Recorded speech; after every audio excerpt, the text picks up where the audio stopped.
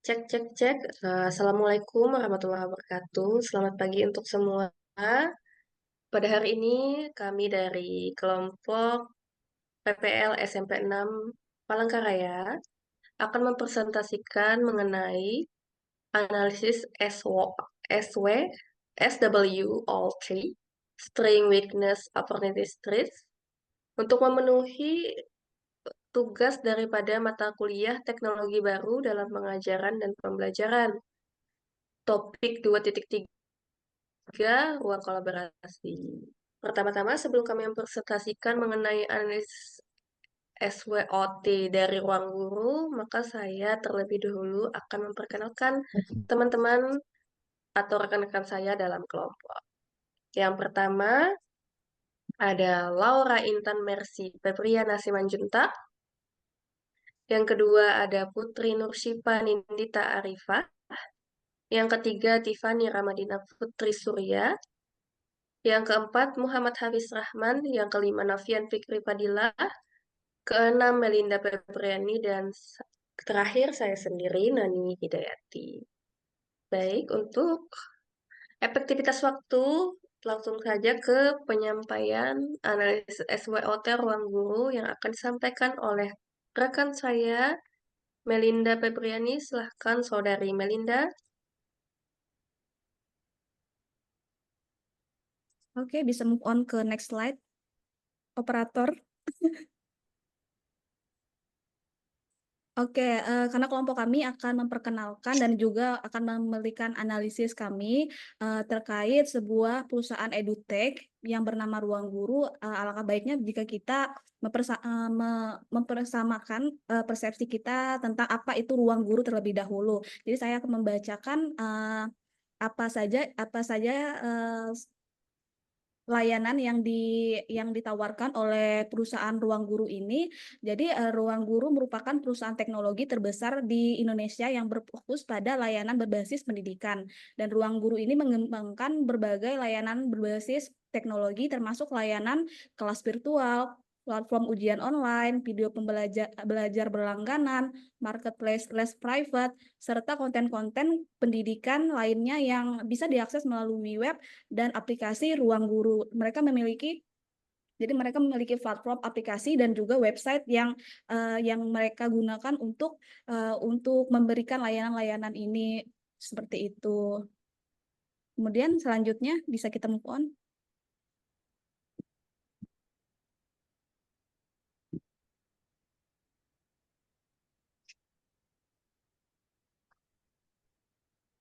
Oke, selanjutnya kami akan memperkenalkan dari kekuatan daripada platform Ruang Guru ini.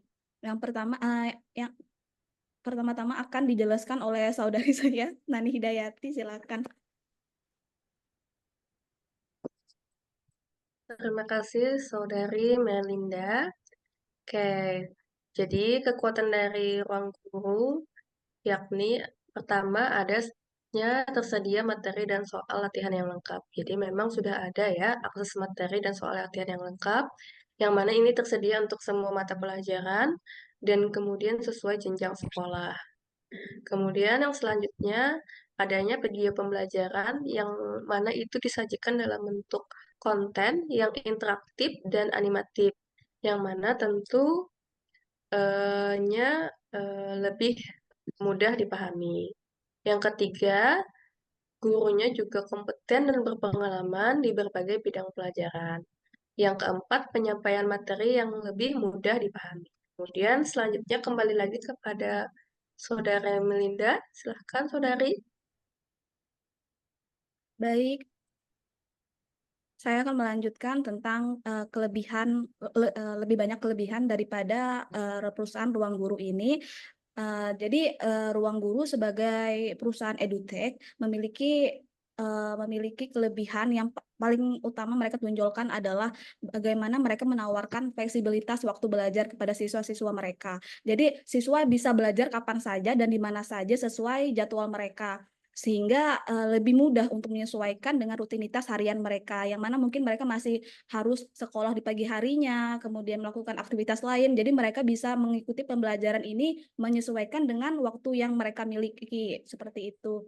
Kemudian fitur interaksi aktif. Jadi aplikasi Ruang Guru ini menyediakan fitur seperti video pembelajaran interaktif dan juga sesi tanya jawab langsung dengan tutor atau guru yang ada di ruang guru tersebut yang membantu siswa agar bisa berinteraksi secara aktif. Jadi Ruang Guru ini menawarkan kelas dengan skema interaksi sinkronus dan juga asinkronus seperti itu secara berkesinambungan.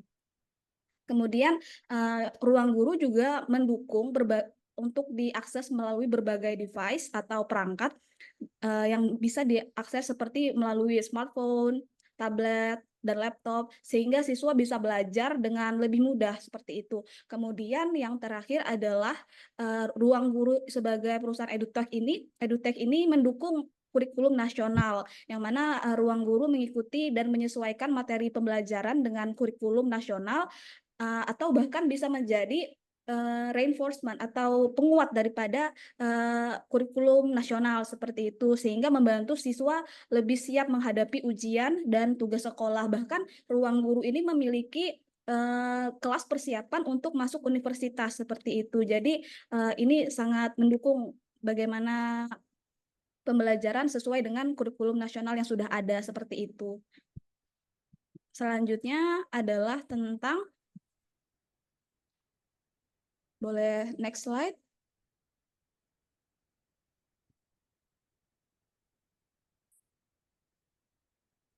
Selanjutnya adalah tentang weakness daripada Ruang Guru yang akan dilanjutkan oleh rekan saya.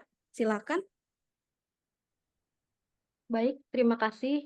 Jadi di sini saya akan menjelaskan beberapa poin-poin dari weakness atau kelemahan dari ruang guru. Yang pertama yaitu akses berbayar sesuai level yang diinginkan. Jadi ketika kita ingin berlangganan di aplikasi Ruang Guru, kita hanya bisa mengakses kelas belajar sesuai dengan kelas kita sekarang atau sesuai dengan kelas yang kita bayar di awal saja. Dan tidak semua kelas itu bisa kita akses bebas. Jadi jika kita ingin mengakses kelas yang di atas lagi atau level atas, kita itu harus berlangganan atau melakukan pembayaran lagi seperti itu. Selanjutnya untuk poin nomor 2, terbatasnya interaksi antar muka antara guru dan murid. Nah, kelemahan ini tuh mengakibatkan minimnya pemberian umpan balik atau feedback yang langsung dan secara personal, sehingga uh, efek partisipasi dan pembelajaran online sinkronus itu cenderung kurang. Selanjutnya adalah kendala jaringan atau keterbatasan jaringan internet pada daerah yang sulit jaringan. Karena belum meratanya akses jaringan di seluruh daerah, mengingat beberapa daerah di Indonesia masih belum terjangkau akses internet sehingga sulit untuk memanfaatkan ruang guru. Dan juga hal ini juga berpengaruh terhadap kualitas video pembelajaran yang ada di aplikasi Ruang Guru. Dan apabila terjadi misalnya seperti gangguan jaringan, maka kualitas video yang diakses itu menjadi tidak jernih atau tidak HD seperti itu. Untuk poin selanjutnya akan dilanjutkan oleh rekan saya. Terima kasih.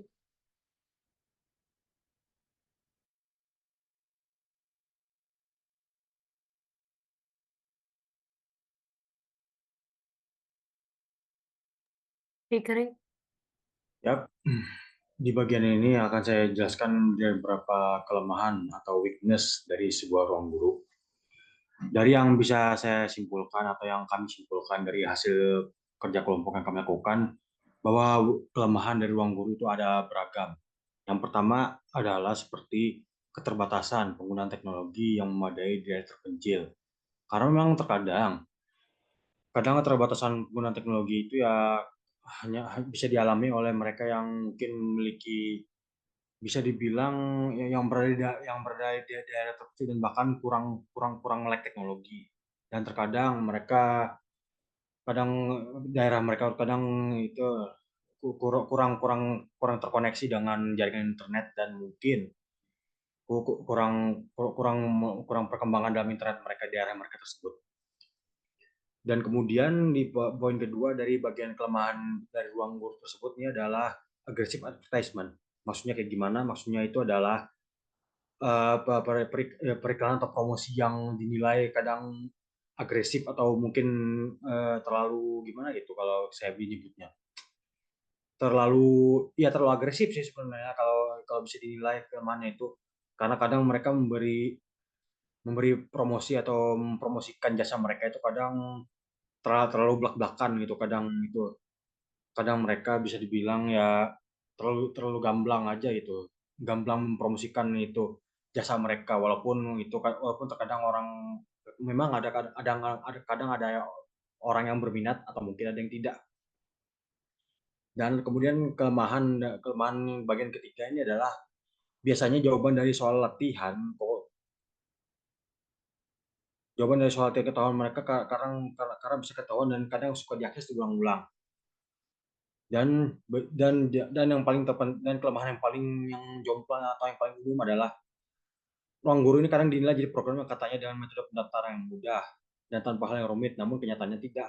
Karena terkadang mereka kadang itu tidak memberitahu kalau kadang aksesnya kadang berbayar, dan terkadang ya mayoritas yang ingin pakai ruang guru itu kan terkadang dari murid-murid atau orang yang dari kalangan itu menengah ke bawah, jadi kadang mereka kesusahan gitu untuk bisa ikut dari program ruang guru tersebut. Oke, jadi itu sekian dari yang saya bahas tentang kelemahan dari ruang guru tersebut. Selanjutnya akan dijelaskan oleh rekan saya untuk menjelaskan pembahasan berikutnya. Jadi silakan ke slide berikutnya.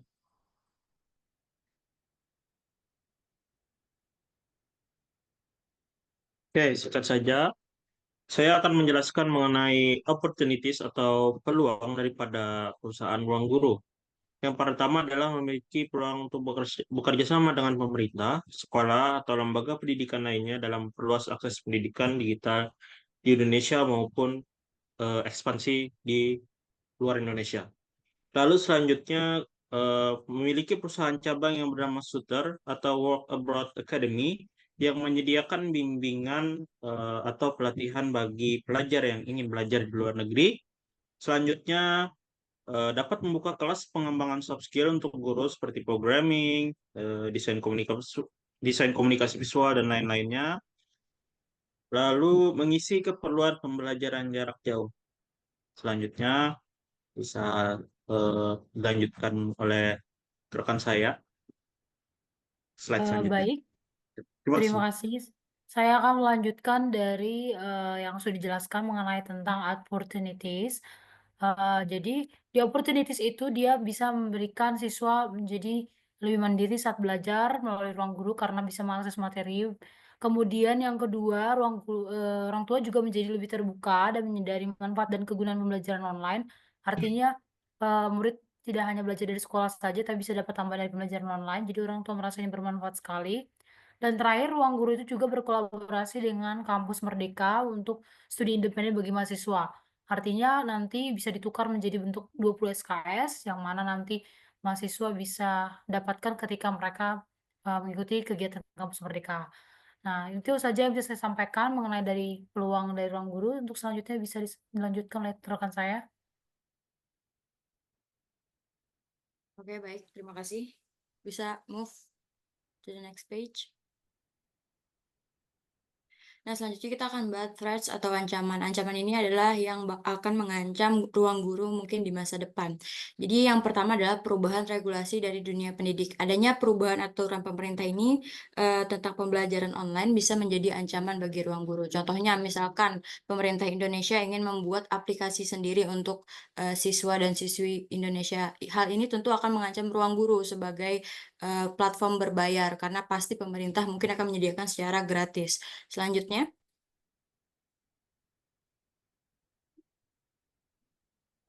adalah ancaman dari platform pembelajaran yang lebih inovatif. Ini lebih ke saingan daripada ruang guru sendiri. Jadi misalkan ada perusahaan swasta yang juga membuka usaha di bidang platform pendidikan online seperti ruang guru, namun dengan memberikan fitur-fitur yang lebih inovatif dan lebih beragam. Ini bisa menjadi ancaman bagi ruang guru. Selanjutnya. Jadi potensi pembelajaran menggunakan ruang guru menjadi sebuah prioritas dan membuat bimbingan pembelajaran yang dinilai punya potensi menjadi tersingkirkan. Selanjutnya.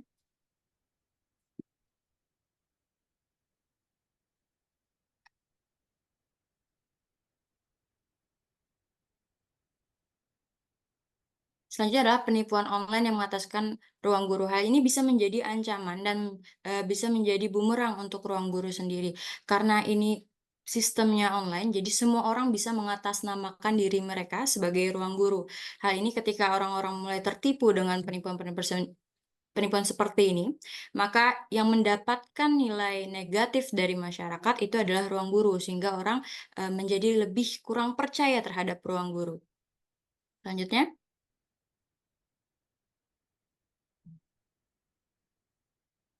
Baik, itu saja yang bisa kami jelaskan untuk saat ini. Atas perhatiannya saya ucapkan terima kasih. Mohon maaf jika ada kurang.